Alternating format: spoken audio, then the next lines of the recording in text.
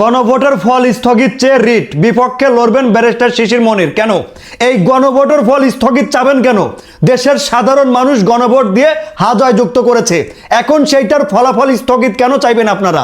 মানে ক্ষমতা হাতে চলে গেছে, এই জন্য কেন ব্যারিস্টার শিশির মনিরকে এর বিপক্ষে লড়তে হলো? এটা তো রায় দিয়েছে দেশের সাধারণ মানুষ।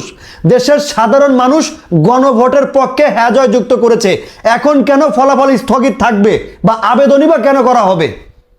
বুঝি ক্ষমতা হাতে হস্তান্তর হয়ে যাচ্ছে। ভাই, এই যে হাদি মানুষটার কথা যে আমরা বলি না, ইনি মারা যাওয়ার পূর্বেই কেন যেন সবকিছু জানতো। ভাই হাদি ভাই কয়া গেছে, হাদি ভাই কয়া গেছে যে জুলাই মানবে না, যে বাপ আমার জুলাই মানবে না সে আমার বাপ না। আমার সন্তান জুলাই না মানলে আমার সন্তান না। আমার মা যদি জুলাই না মানে আমার মা আমার মা না। চিন্তা করে দেখেন কত বড় কথা কয়া গেছে।